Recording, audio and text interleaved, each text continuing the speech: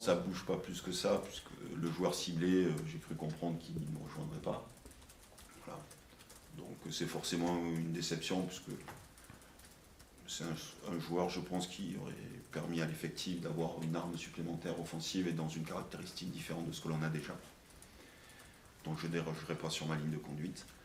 Voilà, je cherche un joueur de ce profil-là pour amener quelque chose de différent. Si c'est pour avoir un joueur du même calibre que ce que l'on a déjà dans les mêmes dispositions, dans les mêmes qualités, ça ne m'intéresse pas. Voilà. Les enjeux financiers, il y a aussi la volonté du joueur. Je crois que c'est réellement ça qui pêche. Moi, je l'ai eu au téléphone.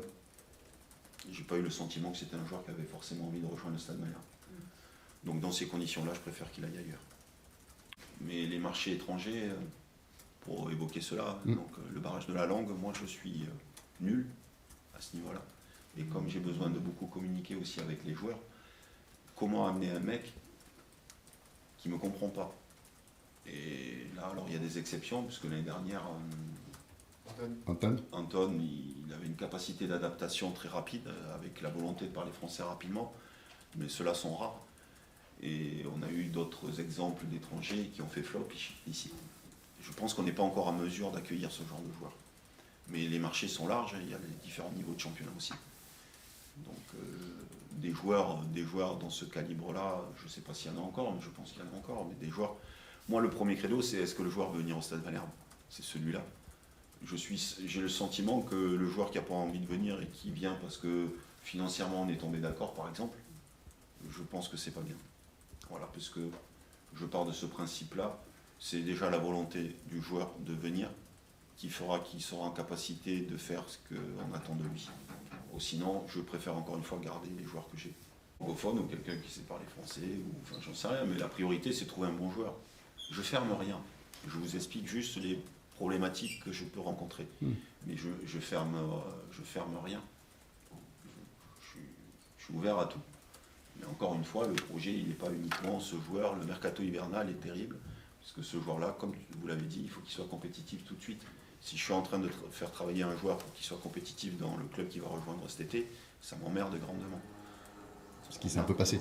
Ça peut Par arriver. le passé. Ça peut arriver. Mais moi, je vous ai dit, les mercatos d'hiver favorables, j'en ai pas connu beaucoup dans la posture de joueur. Non, je me rappelle bien. Un, ça fait peu en 16 ans. Même deux. Allez. José 16 avait apporté pas mal. Oui, mais c'est plus complexe et c'est bien normal. Et c'est bien normal, puisque de manière générale, les joueurs qui veulent nous rejoindre les clubs, c'est parce qu'ils ne jouent pas déjà et qu'ils ne sont pas contents de leur statut dans les clubs qu'ils souhaitent quitter. Bien sûr.